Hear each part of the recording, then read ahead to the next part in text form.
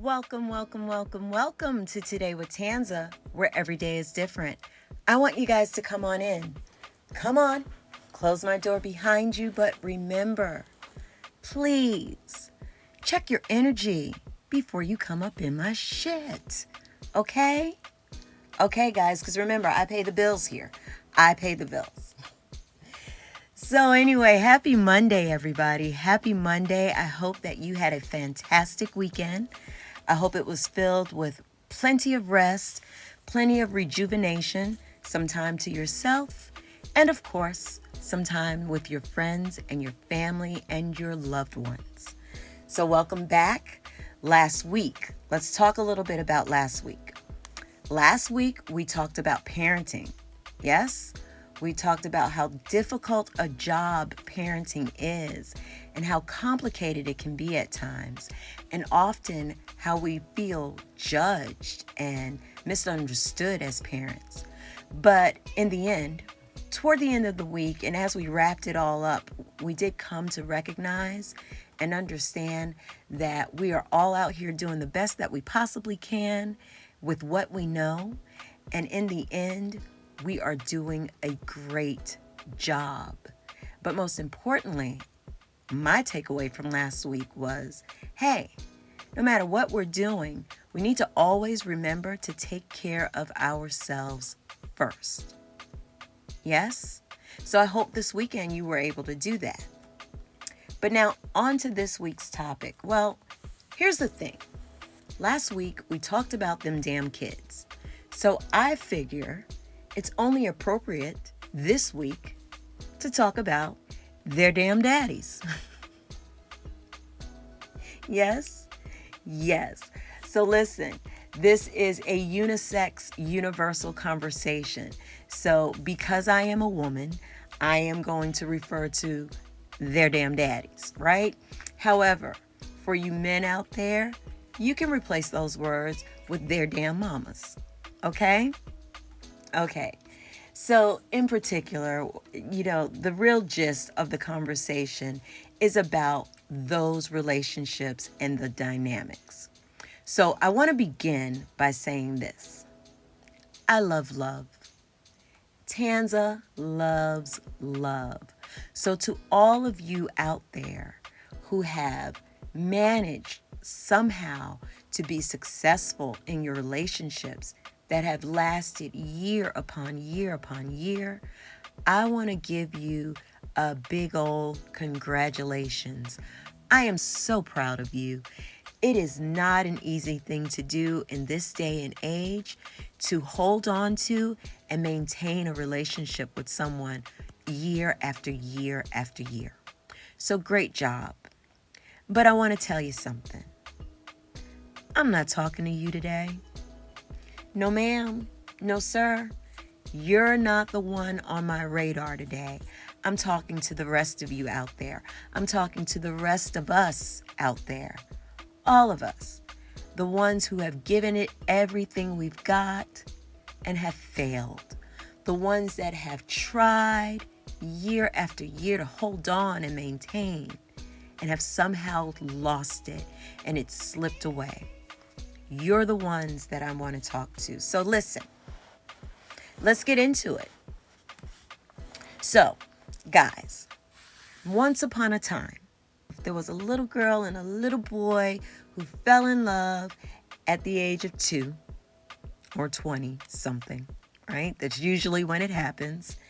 And decided to formulate a family and a bond and a partnership that they believed so strongly was going to last forever.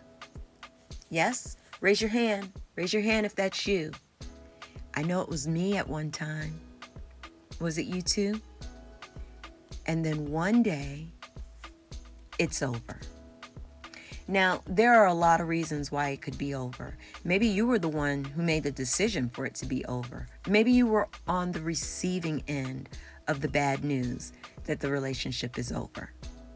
Well, how did this person that you once loved and once believed so strongly that you were going to ride off into the sunset together suddenly become their damn daddy or their damn mama. How did that happen? Why did that happen? Well, let me tell you what Tanza thinks. And I'm going to tell you what Tanza has experienced in her own personal life and what she's seen. You know, many of us have gone through this life and have made many, many decisions over the years. And a lot of them we made when we were young, you know, in our 20s, in our teens, in our 20s, and so on. And none of us have a problem with admitting that a lot of those decisions were bad. I know I can. Whether it was the decision on how I dressed, or the career that I picked, or the friends that I chose, or anything like that, I have no problem today recognizing that a lot of those decisions were not my best. Are you like that too? Well, if I could recognize that I was in no position or didn't understand enough to make good, solid choices on my hair and my makeup and my clothing and my friendships, why is it so hard to believe that I couldn't possibly have made the best choice for me long term in whom I chose to start a family with or be in a relationship with long term? Right? I mean, come on, guys. We're not our smartest. We're not our smartest in our youth. We haven't acquired as much wisdom and understanding and knowledge about people, about life, about how we change when we were young. So it's not difficult to understand that at some point in time, as we get older, you may roll over and look at their damn daddy and say to yourself, yeah, honey, this ain't working. Or maybe he may roll over and say to you, yeah, hun, this is not it anymore. So how do you handle that? In my experience, I've met many, many people in my life, and I've seen many types of couples in my lifetime. And I have been in different relationships with different kinds of dynamics. So here's what I've learned. You know, sometimes when relationships come to an end, some people get over it very quickly. And those are usually the ones that can come to a conclusion together that this is not working. Right? And they'll understand that it is in all parties' best interests for us to separate and go our separate ways. So that's one extreme. But oh boy, there's another. And that's the extreme where one or both parties cannot accept that someone has decided that this is over. You know why that happens, right? A lot of times it's not because I love you so much and I can't let you go. It's usually not the case, because when people start breaking up, everybody's miserable, usually at that point.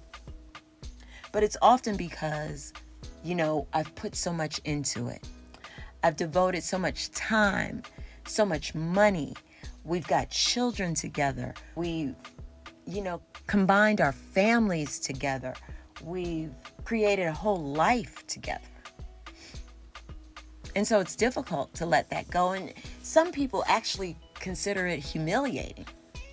I don't. I'm not one of those people. But some people actually find it to be embarrassing and humiliating that one person decides to turn around and leave everything that they've built together and move on to something else. And then there are all kinds of spectrums in between those two extremes. Where do you fall? Where do you fall, and how do you handle such a situation? So let me tell you about me. I am very much a person who believes that what's meant for me is meant for me. And what is not is not. And I've kind of always felt that way. Even in the heat of moments where You might get really upset because a relationship, a friendship, or whatever is ending, and you might have some things to say about it in the moment. But overall, it's okay with me if you leave. It's usually more than okay with me if you decide to go. I don't wish you any harm, usually, but I'm okay with letting you go. When it's over, it's over. That season is done. And so I'm okay with moving on. And I like to do that as quietly as possible. It's just all go on. Having said that, I have been in situations and I have seen others who have had a very difficult time letting relationships come to an end. And it manifests itself in lots of different ways, especially if there are children that are left behind with one or the other parent. Whichever parent is feeling the most wronged usually has a lot to say about the parent that is now gone. And most of the things that they have to say are not good. And then there are those who have a lot to say to the friends and the family that they've accumulated together, or about the partner who has chosen to leave. And usually what they have to say isn't good. All of these examples are examples of people who have a hard time letting go. Now, it's easy to say, oh, I can let it go and I'm done, moving on with my life. But you can see often through the things that they say and the things that they do, their actions, their behaviors, that it's not really true, right? Every opportunity they get to talk about what that person has done or what that person didn't do, or how they did what they did, is a clear indication that they are not over it. So how can we help each other get over such a loss? Well, one thing's for certain. No matter what end of the spectrum you're on, there's a process that has to be done. There's a process that you must go through. Step number one is grieving the loss, right? Because anytime you've partnered up with anyone and you've aligned yourself with anyone, and then that comes to an end, there's a loss there, and we all feel it. So after grieving comes a healing process, and so you take some time perhaps to reflect on why things happened the way they happened and what you can do to change that going forward with the next relationship. And then, guys, you pack it up, you put it away, and you move on. We should not be worried about what other people think, because there is no one in control of your happiness other than yourself. So they've already walked out the door, and hopefully you've made them leave your keys behind, right? So they're gone, and you've grieved. You've cried about it, you've yelled about it, you've punched a few holes in the wall, whatever you've got to do, you've done that. Step two, now you step out into the world. And what do? When you come across your girlfriend and she says, "How are you doing?" Answer her honestly. Go ahead and give them the honest answer. You know, I'm still struggling a little bit, but I'm moving forward. And leave it there. Don't keep dredging up the past, the things that they did, what hurt you so much, and what. Don't do that. Let that stuff go. Stop talking about it. Stop entertaining it. Stop letting it take up space in your mind, in your soul, in your spirit. Stop that. It should have walked out the door with him or her. It should have walked out the door with him or her. Step 3, get you a life. Get you some business of your own. I'm not saying go out there and date if that's not what you want to do, because maybe you don't, and that's okay too. But get you a life. Remember what you enjoyed before you ever met? How about revisiting some of those things? Or how about discovering some new things that you love and you enjoy? How about starting to create a new life that include new friends, new experiences, new family, new everything that's just your own? Because I tell you, no one wants to be known as the ex's ex. I don't know about you, but that is not the identity that I've been looking for in my life. I don't want to be known as the ex's ex. I want to have my own identity. I've always been like that. So who are you as a standalone? Who are you outside of whatever your relationship is? And perhaps that was your mistake in the relationship. Perhaps you didn't have an identity, and now's the time to get one. No matter how right you feel you may have been, no matter how wrong you feel they may have been, no matter how unjust the situation may seem to be to you, no healthy person is going to stay in any relationship that they are not happy in and that they no longer want to be in, even if you want them to. Because remember, it's self-care first, right? You've got to be happy in order to be the best mom that you can be to your children. Sometimes, in order to do that, you have to step away. My grandmother used to tell all of her granddaughters this one thing. I think that we all have heard it from her at one time or another, and I'm going to share it with you guys today. You got to be willing to let go of that man. But baby, if you find yourself chasing after a man, what I want you to do is stop and turn around.